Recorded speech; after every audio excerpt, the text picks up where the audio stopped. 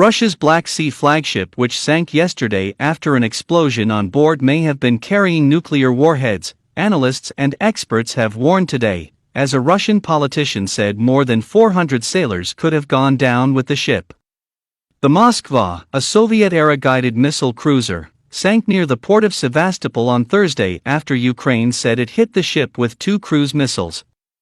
Today, Mikhailo Samis, director of a Lviv-based military think tank, Andriy Klemenko, editor of Black Sea News, and Ukrainian newspaper Defense Express all warned that the Moskva could have been carrying 2 nuclear warheads designed to be fitted to its P-1000 carrier killer missiles. If true, the loss of the warheads into the Black Sea could spark a broken arrow incident, American military slang for potentially lethal accidents involving nuclear weapons. On board the Moskva could be nuclear warheads, 2 units, Samis said, while Klemenko called on other Black Sea nations Turkey, Romania, Georgia, and Bulgaria to insist on an explanation. Where are these warheads? Where were they when the ammunition exploded, he asked. Meanwhile, Ilya Ponomarev, a politician exiled from Russia for opposing Putin's 2014 annexation of Crimea, said just 58 of the 510-strong crew have since been accounted for, raising the prospect that 452 men went down with the ship in what would be a bitter loss for Vladimir Putin's already beleaguered army. The figure, while unconfirmed, is consistent with losses suffered on exploding warships.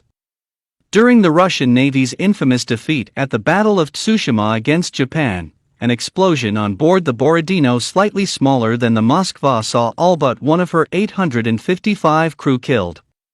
Russia claims all the Moskva's sailors were successfully evacuated, but video taken in Sevastopol overnight shows dozens of cars purportedly belonging to the sailors still parked in the port, suggesting their owners had not returned to collect them.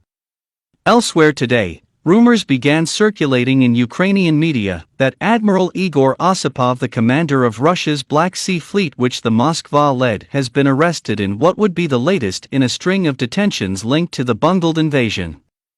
Leonid Nevzlin, a Russian-Israeli businessman who fled the country in 2003 after being targeted by Putin, said yesterday that 20 Russian generals have been arrested over the military's failings, along with 150 FSB officers for providing false information about Ukraine's defenses.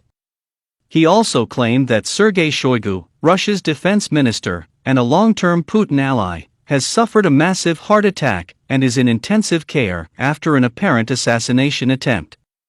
Shoigu, 66, is thought to have fallen out with Putin in mid-March over the bungled invasion and largely stopped making public appearances. He has featured in video calls with Putin since, but has not spoken, amid suspicion the Kremlin could be reusing old footage to give the impression he is alive and well. The Moskva got into trouble overnight Wednesday as it sailed around 60 miles off the coast of Odessa, Ukraine's largest port and main naval base. The Ukrainian military said it was struck with 2 Neptune cruise missiles fired by a coastal battery, which struck the port side of the vessel. Russian military sources said the ship had rolled onto its side and caught fire after the blast, while U.S. intelligence sources said the vessel suffered a large explosion that left it heavily damaged before it sank.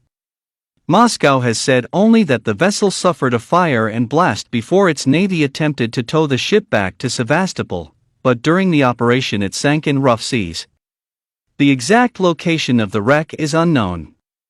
The loss of the Moskva, the flagship of Russia's Black Sea Fleet, that was told to go yourself by Ukrainian troops as it demanded their surrender on Snake Island, is a huge propaganda win for Kyiv, as well as another embarrassing loss for Putin's beleaguered army.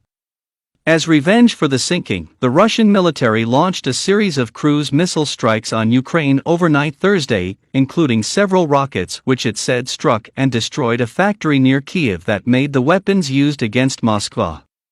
Russia's defense ministry warned early Friday that it will step up attacks on Kyiv in the coming days, in response to Ukrainian strikes on Russian territory. A village in Russia's border region with Belarus, which houses a military base, was struck Thursday, coming after explosions at an ammo dump and oil facility in Belgorod and along a nearby train line. Images from Belgorod in the early hours of Friday showed anti-aircraft missiles in the sky, suggesting fresh strikes were underway. Meanwhile, the military claimed to have shot down a Ukrainian Mi-8 helicopter involved in the attack on the Bryansk region near Chernihiv. Ukraine has not acknowledged carrying out any such strikes, but has also not denied being behind them. Elsewhere, President Zelensky praised the heroism of Ukrainians in holding out against Russia's invasion for 50 days in spite of warnings they would last just 5. Zelensky said he remembered the first day of the invasion when many world leaders, unsure whether Ukraine could survive, advised him to leave the country. He added, "But they didn't know how brave Ukrainians are, how much we value freedom, and the possibility to live the way we want." Separately, Russia told the US to stop sending weapons to Ukraine, warning of unpredictable consequences if it continues to do. The warning was delivered in the form of an official diplomatic note, which was seen by the Washington Post. It said that American and NATO shipments of the most sensitive weapons were adding fuel to the conflict, which is now nearing its second month. The two-page note was delivered after Biden had agreed to a new $800 million delivery of military aid to Ukraine, including heavy artillery and shells, helicopters and armored personnel carriers. What the Russians are telling us privately is precisely what we've been telling the world publicly, that the massive amount of assistance that we've been providing our Ukrainian partners is proving extraordinarily effective, a senior U.S. official said about the note. Aside from providing Ukraine with a propaganda victory, Moskva's sinking also has practical implications for Russia. As flagship, the vessel was likely tasked with coordinating the movements of other ships in the Black Sea, which may cause further confusion among Russia's already strained command structure. Its role was also to provide cover for Russia's other ships using its anti-air missiles while they launched cruise missiles attacks against cities and military sites. Its loss will make them more vulnerable to Ukrainian strikes, including by fast jets or drones. Earlier, a United States defense official said that Russia had moved its other vessels 80 miles away from the Ukrainian shore, a suspected attempt to get out of missile range after the ship was damaged. Questions will also inevitably be asked inside the Kremlin over how one of its capital ships was destroyed by a country with no operational navy.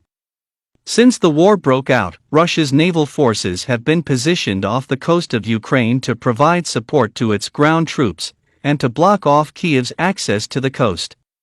H.I. Sutton, a respected naval analyst, points out that the vessel has spent the last 2 months sailing in a predictable pattern around the Black Sea, generally sitting in waters close to Snake Island.